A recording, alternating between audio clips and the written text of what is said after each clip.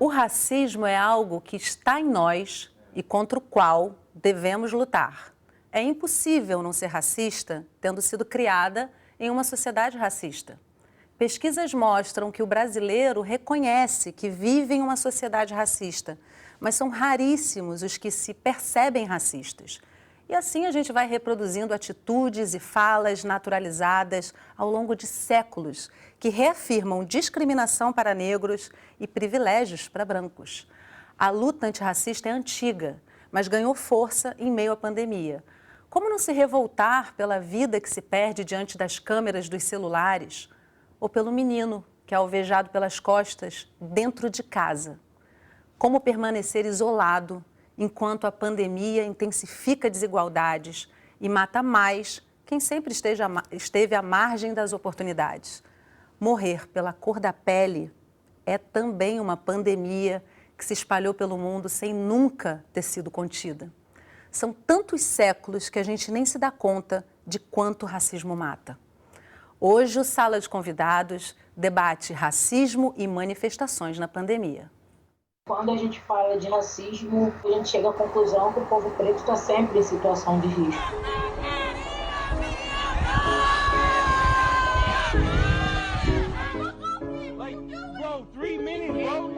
Vamos perceber, saindo da nossa bolha, quem e onde estão morrendo mais.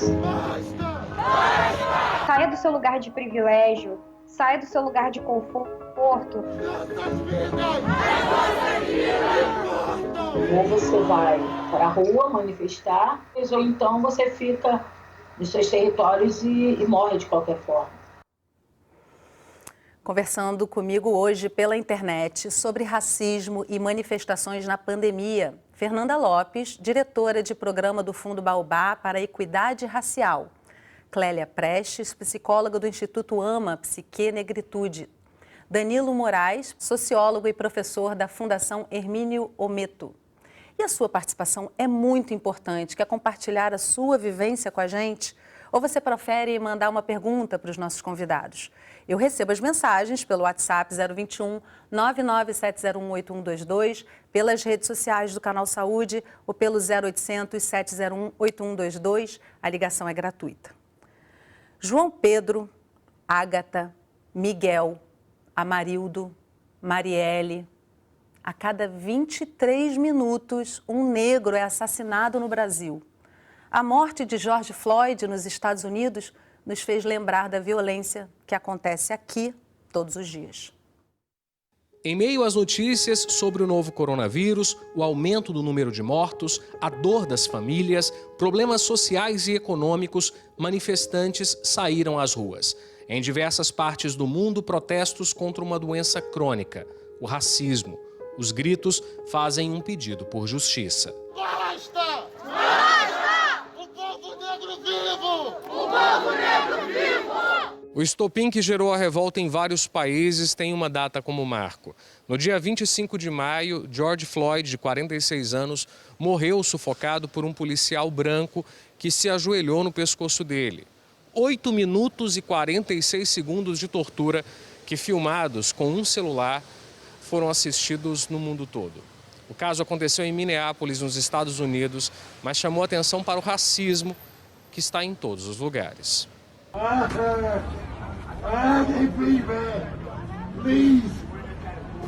O vídeo rapidamente viralizou nas redes sociais e surgiu uma onda de protestos com a hashtag Black Lives Matter, Vidas Negras Importam.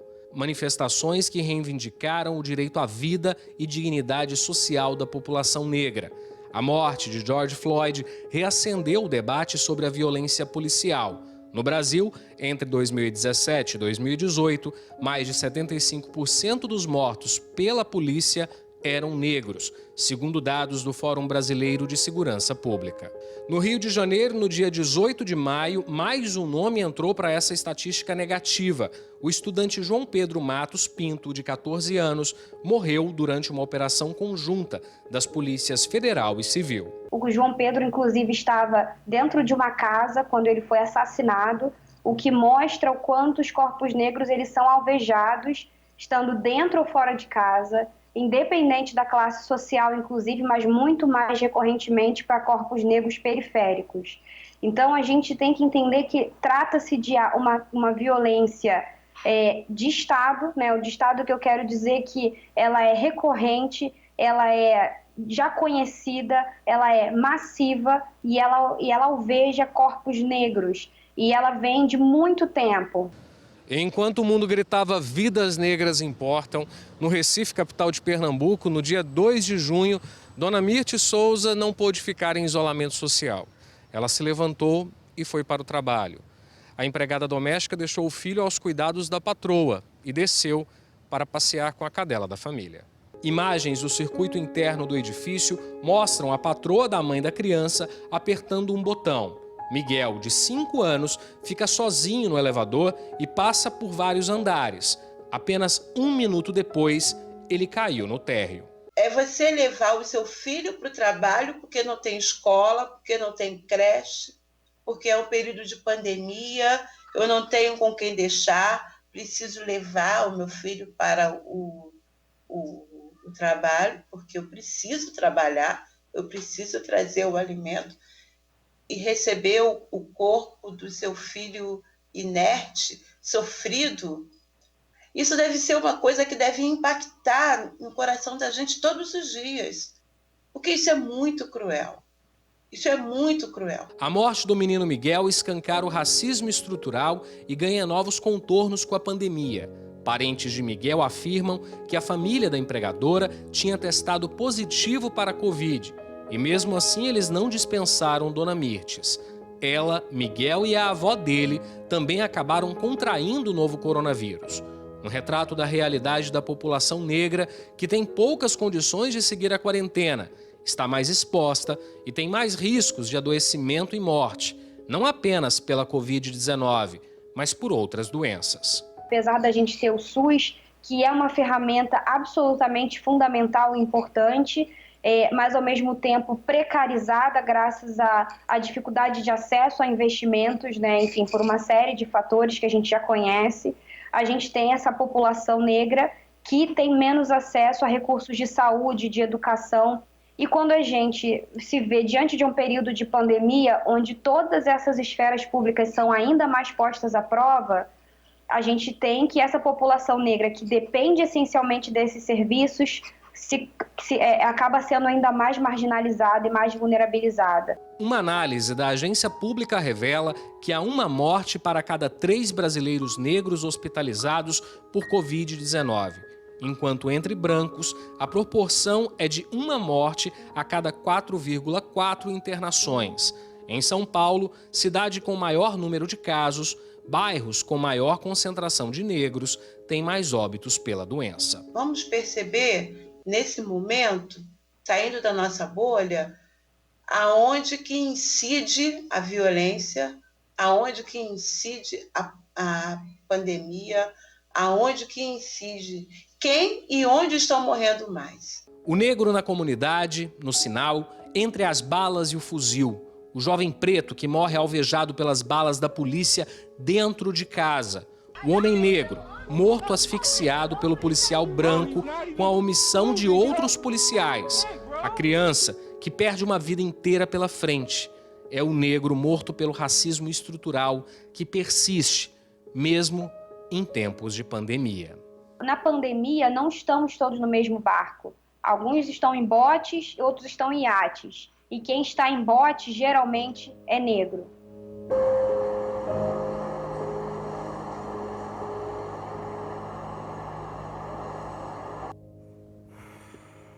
Clélia, Fernanda e Danilo, muito obrigada pela presença de vocês com a gente aqui, mesmo que virtualmente. Fernanda, eu queria começar com você comentando aí a fala da Luana Janot, que é realmente algo que resume esse momento de pandemia, né? A gente está vendo uma exposição maior de mazelas sociais que não são novas, mas que hoje estão muito mais agudas, né? Queria que você comentasse isso e trouxesse para a gente um pouco de como é que o movimento se vê também diante desse momento. Há uma percepção de que o movimento se intensifica, de certa forma, ainda que por redes sociais ou mesmo indo às ruas, né? No mundo todo, não só no Brasil. Sim, Yasmin, obrigada, bom dia. A fala da Luana traz para a gente alguns elementos que são muito importantes. Primeiro, que nós estamos falando de desigualdades injustas, então nós precisamos falar sobre como construir uma sociedade justa, onde todas as vidas valham a pena, importem, e que a dignidade seja um valor real para ser experimentado por todas as pessoas. Ela também traz para a gente um elemento que eu gosto muito de introduzir nessas discussões, e agora faz mais sentido que nunca, que é o fato de a saúde, a doença, o cuidado, a morte não serem fatalidades ou obras do destino. Né? Por quê? Porque nós adoecemos e morremos num processo que é resultado de história, de relações sociais, resultado da forma como nós vivemos, como a sociedade que nós vivemos se organiza e se reproduz. Então, quando o movimento chama a atenção para a necessidade de discutirmos justiça, de enfrentarmos o racismo, nós também reiteramos a certeza de que o racismo fere, desequilibra, adoece e mata. É isso que a gente precisa discutir todos os dias, e todas as pessoas precisam discutir sobre isso para construir caminhos de transformação e de mudança sustentável. De uma sociedade melhor, né, Clélia? Eu queria trazer para você uma pergunta meio inversa. Eu conversando com uma amiga negra antes de fazer esse programa, ela comentou comigo, muito importante debater o racismo, mas talvez mais importante ainda, debater branquitude. Eu queria trazer com você a proposta de você começar dizendo o que é a branquitude e o que ela traz para essa sociedade que a gente vive. Certo. Bom dia, né? E bem importante essa pergunta. A branquitude é o lugar social de quem geralmente não é racializada, é o lugar de quem tem privilégios, é o lugar de quem fala individualmente, não precisa responder por um grupo social, é o lugar de quem tem a sua humanidade garantida e não uma subhumanidade, não uma desvalorização a priori. E é o lugar, inclusive, de quem pode o tempo todo responder pelos seus atos e ser conhecida a partir dos seus atos e não a partir de pré-julgamentos. E algo interessante é como um lugar social, quando ele está ligado ao que é belo, ao que é importante, ao que é intelectual, enfim, todas essas características que a priori são relacionadas a pessoas brancas, esse é um lugar que faz a pessoa se sentir, inclusive, com a sua vida mais valorizada, e isso é sempre muito sutil, né? Não é algo que a pessoa escolhe, é algo histórico que perpassa gerações e que se dá por meio de discursos que acontecem nas mais diversas relações, inclusive na mídia mesmo. Se a gente observar essa matéria sobre o Miguel, é interessante observar algumas nuances de branquitude que acontecem em várias outras reportagens sobre o caso. Primeiro, que você já colocou, né, o quanto não causa comoção toda essa movimentação, toda essa banalização das mortes negras. Até o final desse programa, a gente vai ter mais 2 jovens negros assassinados, e isso não causa comoção. O que causa comoção é, às vezes, um caso internacional, como as outras pessoas, ou mesmo a necessidade de parecer legal na internet. Mas, enfim, voltando a como os discursos perpassam. Se a gente observar, na maioria das reportagens sobre o caso, tem uma certa proteção da figura da Sari, né? Esse nome não é dito, a gente diz empregadora, a gente diz patroa, mas a foto da mãe do Miguel aparece, o nome da Mirtes aparece, o nome do Miguel aparece, a foto do Miguel aparece. E por que o rosto dessa mulher que cometeu minimamente o abandono de menor em situação de risco não aparece? A gente diz que a Mirtes foi passear com a cadela enquanto a patroa cuidava do Miguel. E não é isso, a Mirtes foi trabalhar enquanto a Sari não cuidou da criança que estava em situação de risco, porque se a Sari sabia que estava doente, ela permitiu, primeiro ela convocou a Mirtes, depois ela expôs a Mirtes, a mãe da Mirtes e o menino, a doença, não é à toa que eles foram diagnosticados. Eles pagam esse salário, né, por meio de forma ilegal, com dinheiro público, e ao longo de toda essa história é assim que é contado. Então, de novo, né, a gente tem sempre esse lugar. E a Sari tem provavelmente uma diferença no julgamento do seu ato em relação a se fosse, por exemplo, a Mirtes, deixando a filha, o filho, não sei, né, qual é o gênero aí da Sari, sozinho e caindo, né? Então ele não ficou sozinho, ele foi deixado sozinho, ele foi abandonado numa situação de extremo risco. Então a branquitude é não precisar. Imaginem psicologicamente como deve ser diferente para pessoas negras e não negras entrar num mercado, mexer na bolsa, apresentar um trabalho, pedir um aumento, participar de uma seleção de emprego, negociar na paquera, né, se a gente vai conseguir estabelecer um vínculo. Então, a branquitude é justamente ter privilégios em relação a todas essas situações por conta de um discurso que historicamente prega uma falsa superioridade da população branca em relação à população não branca. Olha, muito obrigada pela sua fala, Clélia. Eu acho, inclusive, que a mídia, nós que trabalhamos com comunicação, a gente tem que prestar muita atenção nisso, porque a gente faz isso no piloto automático e não há mais tempo para fazer isso no piloto automático. A gente tem que prestar muita atenção na forma como a gente passa a mensagem, né? Porque ela vai se reproduzindo, como eu falei no início do programa, né? A gente realmente não se dá conta. E realmente uma justiça em que hoje se paga pela liberdade, quem não tem como pagar pela liberdade vai preso imediatamente, cumpre uma sentença antes mesmo de ser julgado, ela já começa totalmente equivocada, né? Danilo, eu queria trazer com você qual é a importância histórica desse momento que a gente está vivendo para o movimento antirracista. Como é que você avalia esse momento historicamente? Bom, antes de tudo, né, meu bom dia, né, Fernanda, Clélia, Yasmine, aos telespectadores do canal Saúde. Bom, pensando do ponto de vista do movimento negro contemporâneo, né, se pode dizer que o protesto contra a violência racial é algo que marca, né, toda a trajetória, pensando do ponto de vista do movimento negro brasileiro, né, marca toda a trajetória do movimento negro desde o início do século XX. Né?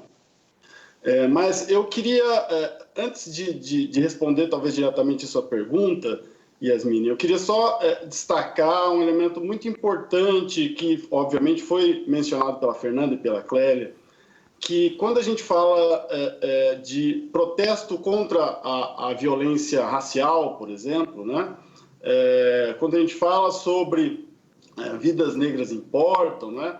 Como a Fernanda mencionou, nós estamos falando, quando a gente fala, por exemplo, sobre violência policial contra a população negra, nós estamos falando de um resultado. Né? Resultado do quê? Né? E aí, quando a gente fala sobre racismo, talvez a gente tenha que situar melhor sobre o que nós estamos falando. Né? É muito comum as pessoas confundirem racismo como simplesmente uma atitude individual, não é? Quando a gente fala sobre racismo, e aí, na minha perspectiva, o racismo, falar em racismo estrutural, né, é quase que um pleonasmo, porque se nós estamos falando de racismo, nós estamos falando de um sistema de hierarquização e de dominação, então necessariamente nós estamos falando de algo estrutural, né? Agora, nesse sentido, a gente tem que entender como é que opera, então, na nossa vida cotidiana, nas relações sociais, do ponto de vista mais amplo, mas também nos elementos atitudinais do dia a dia, como opera essa estrutura, né? Então, eu queria só destacar que um dos elementos mais nocivos do racismo, enquanto esse sistema de dominação e hierarquização, é o processo de desumanização, né? Que faz com que certas vidas, certas formas de pensar, certas culturas, no caso brasileiro, especialmente aquelas referenciadas em África, né, ou naquilo que é identificado como de ascendência africana, mas também para os povos indígenas, sejam vistos como menos humanos, desumanos, feios. Logo, o que se produz é que um conjunto de pessoas, a grande maioria da população brasileira, é vista como sub-humana ou não humana, portanto, ela é matável. Portanto, a morte física, né, para a qual o movimento negro vem, a morte física da população negra, né, que é tema dos movimentos sociais negros no Brasil desde o início do século XX, pelo menos, né, quando, obviamente, já havia abolição, pelo menos formal, da escravidão, então podíamos, de alguma maneira, nos associar mais abertamente, né? Esta morte física, né, ela é precedida de uma morte simbólica, que já aconteceu desde o início da escolarização das pequenas crianças negras que são menos paparicadas na creche, porque muitas vezes as professoras, os professores, né, por não entender como opera o racismo na sua maneira de interpretar o mundo, o reproduzem nas suas atitudes com crianças negras desde que elas são bebês, né? O policial negro ou branco que vai alvejar mais pessoas negras na sua ação, não é porque ele é racista individualmente, né? Isso é muito importante que a gente entenda do ponto de vista sociológico e histórico, né? É porque a instituição policial, a instituição justiça penal no Brasil, ela foi constituída de maneira racista. Logo, a operação dessas instituições reproduz o racismo no Brasil. Logo, eu entendo que esse é um momento muito importante para que a gente novamente reponha a denúncia, mas não só reponha a denúncia, que a gente possa apresentar os elementos que intelectuais negros e negras, e não negros também, têm construído, e a militância negra e não negra por direitos humanos tem construído para propor com que avancemos e que a gente não fique simplesmente chegando nesses momentos dramáticos para discutir, né, ter esse espaço para discutirmos em rede nacional, na internet ou na televisão, o que é, obviamente, um elemento constitutivo da sociedade brasileira. Nós vamos enfrentar esses elementos constitutivos da sociedade brasileira, como o racismo, o machismo, o sexismo, a heteronormatividade, ou nós vamos esperar sempre, né, esses momentos dramáticos para discutir esses temas. Então, ao meu juízo, essa é a importância do momento. Vamos tentar superar essa visão de que a gente discute consciência negra em novembro, a gente discute violência racial quando mais uma pessoa negra morre alvejada pela polícia ou pelo crime, o que seja. É muito importante toda essa sua fala sobre racismo estrutural, né, Danilo? Porque, na verdade, a situação da Sari com a Mirtes é totalmente envolta no racismo estrutural. A gente vê, Fernanda, a empregada doméstica trabalhando em meio à pandemia, independente da família para a qual ela trabalha, estar com coronavírus, ou seja, como se fosse um serviço que é inviável se abrir mão dele naquele momento, né? Queria que você falasse um pouco disso, assim, porque isso é uma das questões que leva a uma contaminação, uma infecção maior por parte da população negra nesse momento, né? É isso. Eu queria resgatar um pouquinho dessa sua fala, trazendo 3 elementos, né? Primeiro, que essa organização econômica e política da sociedade, como o Danilo bem colocou, ela está toda atravessada pelo racismo, né? Ela é ancorada no racismo. Por isso que quando a Sari e a sua família se apropriam de resultados positivos daquilo que é a produção de riqueza, neste momento ela representa o grupo que se privilegia deste acesso, né? E a Mirtes e o seu filho, que perdeu a vida, representam um grupo que é destituído desse espaço, não de privilégio, mas de direito, e que é colocado num espaço social que é hierarquizado e que é inferiorizado, né? Então, essa fragmentação na distribuição de poder, ela é evidenciada em vários momentos da nossa vida, com números ou convivências. né? Então, o acesso dificultado ou muitas vezes negado aos bens e aos serviços tem consequência. Tem consequência no acesso à educação de qualidade, que não necessariamente nós temos, e isso tem como consequência empregos que não têm salário justo ou não são tão valorizados, uma condição de moradia que não é adequada para a nossa família, digna, que nos garante o mínimo de dignidade e o mínimo de segurança para vivermos a nossa vida com saúde e com a possibilidade de decidir o nosso futuro. Isso é muito importante também, né? Porque a morte, seja pela violência policial, o assassinato do João Pedro em casa, né? A morte do Miguel pela negligência de um cuidador que era o cuidador naquele espaço pontual. Essa impossibilidade de viver o direito à vida e à dignidade, reiteradamente, a população negra está exposta, né? Então, são oportunidades desiguais ao longo da vida, a experiência de falta de poder de decidir o seu futuro, porque quando Mirtes levou Miguel para o seu trabalho, ela não poderia decidir, ela não pôde decidir o seu futuro, ela teve que trabalhar e se infectou, ali ela já poderia correr o risco de morte, né, de adoecimento e de morte, não teve outra opção, precisou levar o Miguel para o seu trabalho e também não pôde contribuir para o futuro dele. Por quê? Porque neste momento que ela não teve escolha para ela também não teve condições de garantir a proteção do seu filho, porque ela foi obrigada a atribuir o cuidado temporário a uma pessoa que não considerava aquela vida uma vida a ser protegida. Então, são muitas injustiças que a gente vai vivendo e é muito simples aí compreender como que esse fenômeno ideológico que é o racismo tem uma performance, né?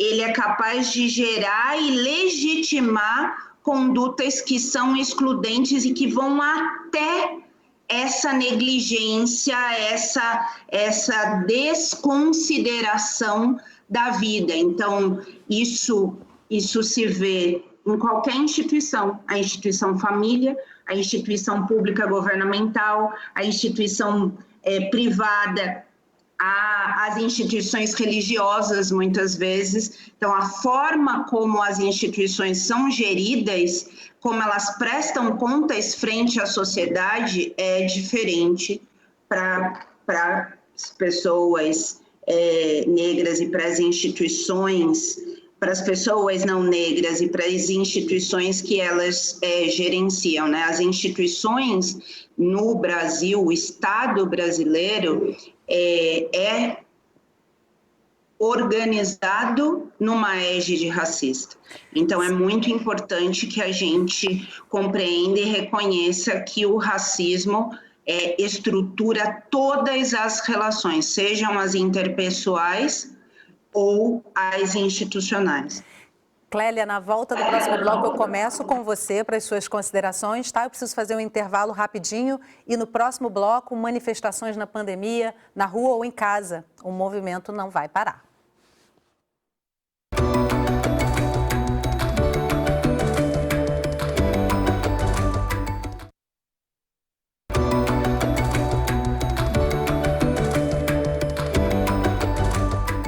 A Sala de Convidados está de volta conversando sobre racismo e manifestações na pandemia. Conversam comigo pela internet. Fernanda Lopes, diretora de programa do Fundo Baobá para a Equidade Racial. Clélia Prestes, psicóloga do Instituto AMA, Psique Negritude. Danilo Moraes, sociólogo e professor da Fundação Hermínio Ometo.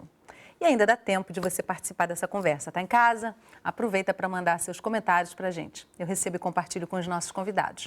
Envie pelo WhatsApp 021 997018122, pelas redes sociais do Canal Saúde ou pelo 0800 701 8122. A ligação é gratuita. A ordem é, se puder, fique em casa. Mas se a violência não dá pausa nem mesmo em meio a uma pandemia e faz crianças que estão dentro de casa, vítimas, sair ou ficar parece ter o mesmo sentido. O povo preto! O povo preto! Se levanta! Se levanta! Dos quatro cantos desse mundo! Dos quatro cantos desse mundo!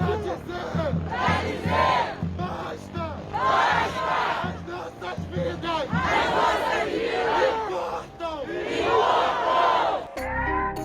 Em tempos difíceis em que a recomendação das autoridades sanitárias é o isolamento social, em grandes cidades, uma explosão de manifestações populares. Ir ou não ir? Como exercer o direito democrático de se manifestar, estando em meio a uma pandemia? A coordenadora estadual da Rede Emancipa conta que todos os protestos antirracistas recentes reconhecem os riscos de ir às ruas e que a Covid-19 é uma emergência de saúde pública. Mas mesmo durante a quarentena e uma crise sanitária, o racismo segue tirando vidas. Quando a gente fala de racismo e a gente fala do povo preto, a gente chega à conclusão que o povo preto está sempre em situação de risco. Então, ou você vai para a rua manifestar e pressionar, né, o governo, o Estado, pelas nossas vidas, ou então você fica nos seus territórios e morre de qualquer forma. No Rio de Janeiro, 2 manifestações ecoaram pelo país. Protestos pediram por justiça pela morte do adolescente João Pedro e pelas vidas nas favelas. As pessoas morrendo sem saber do que estão morrendo. De repente, todo mundo está morrendo de pneumonia, mas ninguém morre de Covid. Os números que não são declarados. E aí, para completar isso tudo, a gente tem mais uma vez um adolescente dentro de casa, em São Gonçalo, o João Pedro, assassinado. Então, assim, chega uma hora que não dá. Por mais que você queira ficar em casa, por mais que você esteja dentro da comunidade, não dá para você não gritar e não se sensibilizar. Patrícia participou das manifestações antirracistas. Ela conta que em todas foram feitos pedidos para que cuidados essenciais fossem tomados: álcool em gel e máscaras. Também houve a orientação para que as pessoas que fazem parte do grupo de risco tivessem sintomas do novo coronavírus ou que moram com idosos ficassem em casa. Pelo mundo, muitas manifestações também apareceram e ganharam força através de um clique. A indignação pôde ser compartilhada nas redes sociais. Muita gente viu a cara do racismo, às vezes no próprio rosto. Outras pessoas reconheceram a existência e muitas se viram vítimas. Em uma terça-feira, no dia 2 de junho no Brasil, a iniciativa #Blackout Tuesday pediu um momento de reflexão e protesto contra o racismo. Um dia sem postagens nas redes sociais, somente uma imagem preta em todas as plataformas. Nesse mesmo dia, o menino Miguel, de 5 anos, morreu no Recife. A população, mais uma vez, foi às ruas, dessa vez para pedir justiça por Miguel. Em frente ao edifício, as pessoas se deitaram no chão.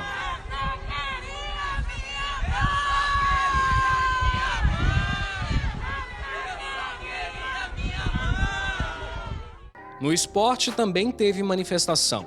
O Botafogo fez um duplo protesto para mostrar sua oposição ao retorno do futebol em plena pandemia e contra o racismo.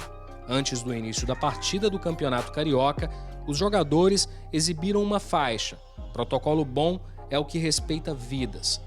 O clube carioca foi obrigado a disputar o campeonato por decisão do Supremo Tribunal de Justiça do Esporte. Beth fala que não se pode esquecer de quem partiu vítima do racismo e da violência. Nós citamos o menino Miguel, que depois do baque, como que aconteceu na casa do João Pedro, a gente ainda lida com o que aconteceu com o Miguel, mas a gente lembra da Ágata, a gente lembra do músico que estava no carro com a sua família e que foi alvejado por mais de 80 tiros.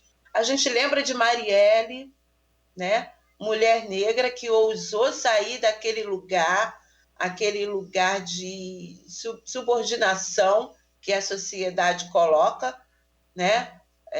Os negros, as mulheres negras, ousou e ela foi reprimida por isso. E nesse período, Luana lembra de uma imagem que viralizou nas redes sociais. Um paredão de pessoas brancas nas manifestações de Minneapolis, uma forma de tentar conter a violência policial. Que muitos brancos se perguntam sobre seu lugar de fala, e eu ilustro o lugar de fala da população branca exatamente com esse tipo de imagem, né? Uma imagem que mostra que saia do seu lugar de privilégio, saia do seu lugar de conforto e se coloque no lugar dessas pessoas por uma questão de, eu vou ajudá-las. Não, estar no lugar, neste tipo de lugar, é se ajudar a ter uma visão de mundo mais ampla, é se ajudar a ser um cidadão mais completo. O paredão de Minneapolis é um bom exemplo de uma ação antirracista por parte dos brancos, né, Clélia? Mas antes de entrar nessa questão do antirracismo, que eu acho que é muito importante a gente trazer nesse bloco, eu queria falar ainda do racismo estrutural, que é esse racismo que está em todos os lugares e que faz com que a gente repita ações e falas sem se dar conta e que muitas vezes também pega o próprio negro dentro da sociedade. Quando a gente vê a violência policial, ela parte também de policiais negros que, em sua maioria, compõem ali as forças policiais, né? Então, é uma mudança de cultura como um todo, né? De toda a sociedade e de uma estrutura, como a Fernanda também falou, das instituições, né? Sim, é uma mudança. O racismo sendo estrutural, ele vai influenciar as nossas relações e também as nossas práticas, inclusive as práticas institucionais. E gosto dessa pergunta porque ela vai, para responder, eu vou usando justamente a psicologia, porque a gente tem, de ambos os lados, com o racismo, tanto das pessoas negras, pessoas brancas, enfim, dos diversos pertencimentos étnicos e raciais do Brasil, prejuízos com uma educação, uma sociedade, com as práticas racistas. E a gente tem práticas racistas por parte de pessoas brancas e reproduções, né? O racismo é reproduzido também por pessoas negras. É importante essa diferenciação e tem a ver com o que você perguntou antes, com a branquitude. Porque quando pessoas brancas praticam o racismo, elas recebem privilégio com isso. Elas reforçam, mesmo que não intencionalmente, é reforçado o seu lugar de privilégio. Pessoas negras, quando reproduzem o racismo, elas não têm nenhum privilégio. Então, elas não são racistas, elas não agem de forma racista, elas reproduzem e se prejudicam com aquilo. E no caso de policiais, realmente a violência policial é exercida por pessoas negras, porque os policiais negros são o braço do Estado, e é o Estado que está praticando e que está se privilegiando com isso. Mas é muito comum que a gente interiorize o racismo, qualquer pessoa numa sociedade racista. Isso faz com que a gente, se for uma pessoa que está no grupo privilegiado, ache que só porque a sua pele tem menos melanina, o seu cabelo faz menos curvas, é mais bonita, mais inteligente, mais pura, e acaba tendo privilégios. Desde criança, uma criança já sabe dessas diferenças, e uma pessoa negra ache que é inferior simplesmente porque tem outras características físicas, outra história. Então, nomear o racismo é uma das formas de começar a lidar com essa situação. A gente precisa perder o melindre de falar sobre racismo e, inclusive, ir além, né? A gente precisa pensar como resolver isso, porque falar do racismo e ver essas imagens é extremamente angustiante. E a reprodução da violência o tempo inteiro já cansou, é para ontem ser antirracista. E, como bem disse, na matéria, né, entrevistada, ser antirracista é se ajudar, né? Eu acho muito potente essa fala, porque pessoas brancas também nessas situações, elas passam por negação, né, como diz a Grada Quilomba, que é uma psicanalista e também ativista negra, e vai falando dessas nuances psicológicas. Pela negação, não existe racismo. Isso é coisa que você inventou, o negro que não se gosta, o negro que tem problema, o negro já escravizou, enfim, várias fantasias. Depois pela culpa de se ver numa situação em que tem privilégio, o outro é humilhado socialmente constantemente. A vergonha também pode surgir quando a pessoa começa a assumir, porque todo mundo percebe o que acontece, todo mundo sabe, o racismo não é invisível, ele é escancarado, mas as pessoas vão mantendo esse lugar. Então, também pode vir a vergonha, mas quando as pessoas brancas vão trabalhando todo esse processo, psicologicamente inclusive, pode vir também o reconhecimento da diferença, o reconhecimento da igualdade, do valor da outra pessoa, inclusive porque a pessoa branca não vai precisar diminuir uma pessoa negra para se sentir superior. Ela pode lidar com as suas questões e cada uma dessas pessoas reconhecerem o que tem de bom, o que tem de ruim, sem precisar projetar sobre outras pessoas, sem precisar ter essa lógica que tem a ver, inclusive, com o capitalismo, né, de acumular às custas da exploração do outro. E, por fim, a reparação, que tem várias formas, né, mas a reparação no sentido de querer mudar essa realidade. E, inclusive, porque não é à toa que a Coalizão Negra por Direitos tem a campanha, né, enquanto houver racismo, não haverá democracia. E é exatamente isso. Eu penso, inclusive, Yasmine, que um dos motivos de ter tido essa mobilização geral em relação a esses eventos tem a ver com o fato de pessoas brancas estarem recebendo também o efeito daquilo que geralmente é aplicado em relação a grupos pauperizados, negros, LGBT, enfim, está se ampliando uma lógica que até pouco tempo era especialmente voltada a alguns grupos sociais. Então, por mais que haja privilégios, por mais que haja acúmulo, isso vai ser sempre prejudicial tanto para essas pessoas, porque ao explorar a gente esgota os recursos naturais, esgota a possibilidade de diversidade na sociedade, esgota a possibilidade de amadurecimento pessoal.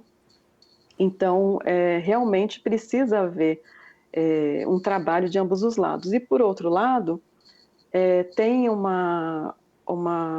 processo psicológico também por parte das pessoas negras, que a gente pode dizer que é um trauma, né, passar por essas situações, desde o trauma de ficar vendo repetidamente a violência contra pessoas parecidas, o Danilo bem disse que é uma morte simbólica. Então, quando um jovem negro é assassinado, muitas vezes existia ali uma morte em vida, porque é a morte das perspectivas, é a morte do sentido de vida, e além disso, por sequela, a família é atingida, as pessoas que se identificam são atingidas, então o trauma passa pelo choque violento, trauma de modo geral, e no caso do racismo tem esse choque violento, desde o rapto das pessoas negras que foram trazidas, toda a violência que foi aplicada, a exploração, né, financeira, entre outras, os abusos, tem a separação ou fragmentação psicológica, mas que a gente também vê no caso das pessoas negras, essa separação de sua terra de origem, de seus conhecimentos, de sua religiosidade e, por último, a temporalidade, porque no trauma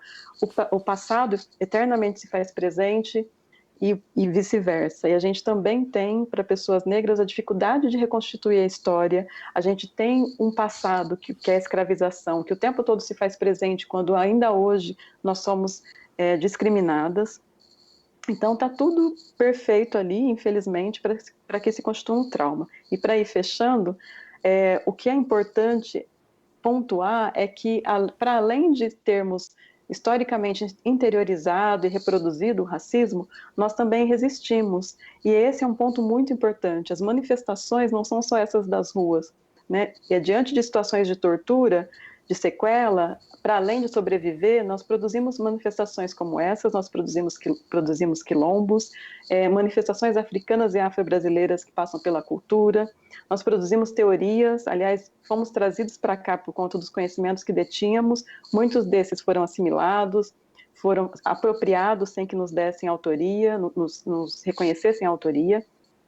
Então, também é muito importante dizer que as manifestações de todos os tipos contribuem para que a gente conte de novo essa história, para que a gente possa trazer, assim como na pandemia está sendo muito difícil lidar com o luto e elaborar, porque a gente não pode, inclusive, enterrar, né, os nossos mortos, A gente precisa enterrar direito os nossos ancestrais, trazer de volta, contar a história, dar nome, reconhecer o que foi feito, para poder todo mundo nessa sociedade lidar melhor com essa história e fazer diferente daqui em diante. Fernanda, eu queria trazer uma parte do que a Clélia colocou com relação a ser antirracismo. Ser antirracista não é uma subjetividade, ela tem ações práticas, né? A Clélia já trouxe algumas dessas possibilidades, eu queria trazer mais com vocês, porque isso é um fato que muitas vezes as pessoas utilizam-se desse argumento de não saber quais são as ações antirracistas para se manter nesse lugar de privilégio, nesse lugar cômodo. E aí a busca por essa informação acho que talvez seja um primeiro passo. Queria facilitar para essas pessoas que estão ouvindo a gente, que têm essa vontade de começar esse caminho pelo conhecimento, que mais ações a gente pode propor antirracistas para esse momento? Ótima essa sua pergunta, Yasmin, porque ser antirracista é uma responsabilidade social, né? Uma responsabilidade de toda a sociedade.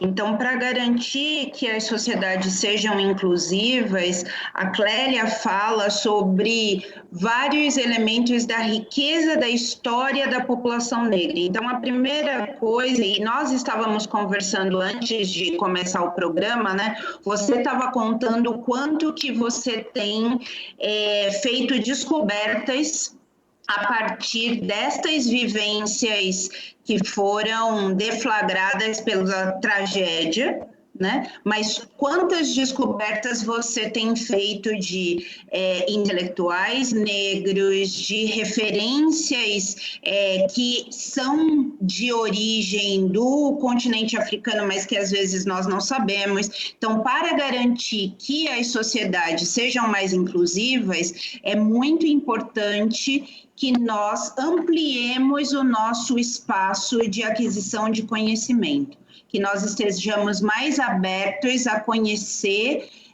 a produção que é feita pela população negra, por exemplo. No ano passado, o Intercept fez uma matéria com 365 pessoas negras que valeriam a pena conhecer, uma para cada dia do ano, no Brasil. Então, acho que isso é uma das coisas que pode ser buscada por aqueles que querem atuar como antirracistas. Também perceber que se o espaço de exploração esgota, então é preciso estar disponível para compartilhar destes espaços. E defender políticas que sejam de ação afirmativa, que sejam de reparação e de promoção da justiça. Então, proteger o capital humano é compreender, não é defender só a diversidade, como é algo que hoje está muito na moda. As empresas, por exemplo,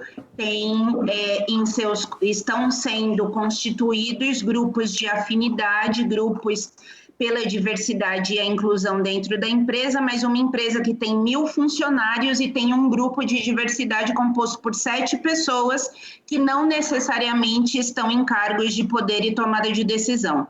Então, é preciso compreender, primeiro, o que impediu que mais pessoas chegassem naquele espaço. Segundo, o que faz com que as pessoas que chegam sempre no patamar que é a base da pirâmide. E terceiro, compreender o que, do ponto de vista da gestão e da liderança, por exemplo, não funciona para garantir um outro espaço. Não basta dar voz, mas é também necessário dar vez. Então, proteger este capital humano e alavancar este capital humano é a possibilidade de garantir o desenvolvimento como ampliação das liberdades, mas em todas as dimensões, a individual, a social, a econômica, a cultural. E então, ter essa noção do que é justo, né? O que eu naturalizei como sendo o normal, o que eu normalizei pode não ser justo. Então, é preciso operar. Eu gosto muito, quando a gente fala de justiça e de equidade, eu gosto muito de resgatar um pensamento que é operar no tribunal da consciência, né? É preciso criar consciência de que o privilégio é sinônimo de injustiça e que as desigualdades não podem ser, que as diferenças não podem ser compreendidas como desigualdades, porque diferença é um valor, desigualdade é um resultado de injustiças. Então, acho que isso é muito importante para se pensar e se fazer antirracista e ter atitudes, comportamentos que não sejam discriminatórios, mas que sejam, para além de não discriminatórios, inclusivos e justos. Acho que isso é um bom começo. Muito bom ouvir vocês, gente. A gente está caminhando para o final do programa, a gente tem bem pouquinho tempo mesmo, mas eu não queria deixar de trazer a contribuição da nossa audiência e queria o comentário de vocês, começando pelo Danilo. A pergunta do Gabriel Oliveira pelo Instagram. A adesão à causa antirracista aí tem a ver com o que você colocou no primeiro bloco, Danilo. Pela necessidade de se sentir ou parecer legal, influenciado por uma onda internacional, tem algum valor ou é um modismo que vai se perder e acaba não contribuindo realmente com nada? Vou deixar essa pergunta para você e queria trazer só mais uma, que é da Carolina, que encaminhou para a gente pelo WhatsApp, sobre o ponto de vista dos três convidados, o que mudou em relação à forma como as sociedades veem as pessoas negras e qual a perspectiva deles para uma mudança efetiva no racismo estrutural. Acho que a gente termina bem respondendo a pergunta da Carolina. Começo com você, Danilo, até resgatando aí essa questão do Manifesto Internacional que nos impulsiona, né? Qual é o valor dele? Ganhar a cena pública, né? Conseguir visibilidade pública para as questões que, né, atravessam as relações étnico-raciais no Brasil ou em outros lugares do mundo é muito importante, é indispensável, né? Esse é um momento que pode se apresentar uma janela de oportunidade para que a gente efetivamente coloque em questão, mais uma vez eu repito, não apenas a denúncia do racismo, mas o que movimentos negros e outros movimentos sociais, intelectuais, ativistas têm produzido há décadas sobre o tema, propondo soluções para atividades, seja no âmbito das instituições, né, como a Fernanda e a Clélia já mencionaram, né, do ponto de vista da escola, da maneira como se pensa as políticas públicas de assistência social, de saúde, por aí vai, de segurança pública, não é? Negros e negras, o movimento negro e ativistas intelectuais negros e negras têm muito a dizer sobre esse tema, de novo, não só em novembro, e não apenas quando isso ganha, né, a cena pública, mas ganhar a cena pública é importante como essa janela de oportunidade. Entretanto, é muito recorrente, né, e é típico do racismo brasileiro, né, isso é uma idiosincrasia, vamos dizer assim, um elemento específico do nosso racismo aqui, que é como por muito tempo, principalmente desde a década de 30, né, nós temos uma formulação, né, de que o Brasil não teria conflito racial. É muito comum quando o conflito racial ganha a cena pública, a maior parte das pessoas, a grande maioria das pessoas diz, nossa, que absurdo, que coisa horrível.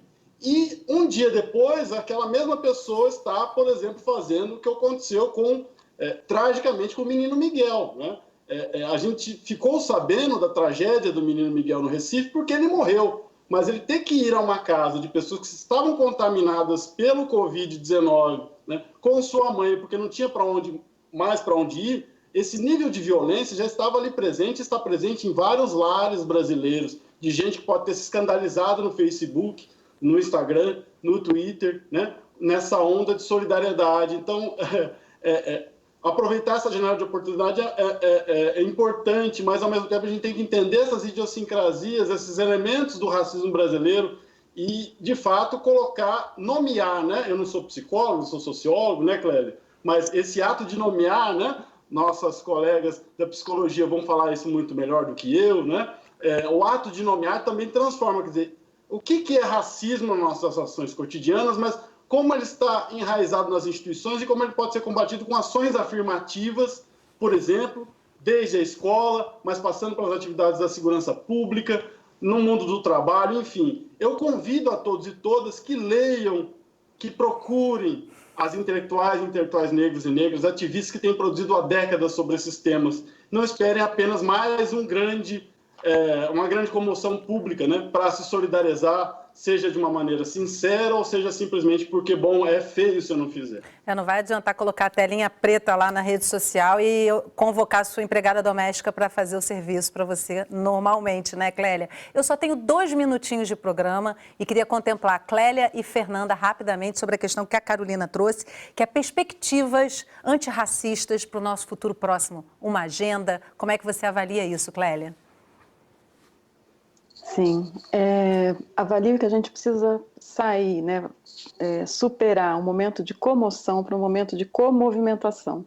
É muito fácil parecer legal na internet, é muito fácil dizer que não tem intenção de ser racista, mas racismo não é quem tem intenção apenas, então a gente precisa entender como funciona, a partir, obviamente, das produções. Acho importante também, né, a gente pensar tudo que mudou, inclusive por influência do movimento social, como a academia passou a produzir, inclusive com a chegada, né, com a entrada de pessoas negras na universidade, se produz mais sobre tudo isso. E onde chegar? Eu penso que nós precisamos nos descolonizar, essa palavra é uma das que está na moda e não necessariamente entendida e apropriada, mas se a gente entender que a colonização como estratégia administrativa e econômica terminou, mas existe uma mentalidade colonialista vigente. Descolonizar significa abrir mão. E quando eu fico chocado com uma violência, eu posso até me comover e fazer algo. A questão é como a gente sai do conforto. Isso precisa ser realizado. A gente precisa de pessoas que sejam vistas com a sua humanidade, para além da raça, do gênero, da orientação sexual, da geração, do território, da nacionalidade ou origem. A gente precisa que todo mundo no Brasil sejam sujeitos, sujeitas, sujeites, de direitos, porque se só eu tenho direito é privilégio. O direito precisa ser de todas as pessoas, sujeitos às nossas vidas. Isso significa ter acesso, né, ter os direitos garantidos, sujeitos de nossas vozes, que a gente possa falar, que todas as vozes sejam ouvidas, seja na academia, seja nas religiões, sejam as pessoas, sejam as classes socioeconômicas, sujeitos na sociedade, na história, e por último, que sejamos vinculadas, que sejamos pessoas vinculadas à natureza, que nessa lógica de exploração e opressão, a natureza também tem sofrido. Não é à toa que as mulheres negras adotam o bem viver como um horizonte ético-político, porque fala da saúde, que só é possível ter saúde de uma pessoa se houver saúde do seu grupo, se houver saúde da coletividade, se houver saúde da natureza e se houver uma lógica de relacionamento que não passa pela exploração. Então, vinculadas à natureza, às tradições, diferentes tradições, à família, aos parceiros, à comunidade e vinculadas à possibilidade de coexistirmos com as nossas diferenças em pé de igualdade. Fernanda, o meu tempo já se esgotou para o programa, mas não quero terminar sem te ouvir, mas muito rapidinho, uma proposta, um olhar, uma perspectiva de futuro para esse momento, enquanto antirracismo. A perspectiva de futuro é valorizar as vidas e valorizar a dignidade, compreender que o nosso destino está ligado diretamente às condições das nossas famílias e das nossas comunidades viverem. Para a gente ter o direito a ter direitos, é preciso que nós tenhamos todos a corresponsabilidade com todas as vidas, mas é preciso também que nós sigamos lutando por políticas públicas, por um Estado social, fazendo controle social das políticas públicas e advogando pelos nossos direitos, porque para cada direito existe uma obrigação. É essencial que nós lembremos disso, porque... Rompeu o seu áudio, Fernanda. Eu não estou te ouvindo.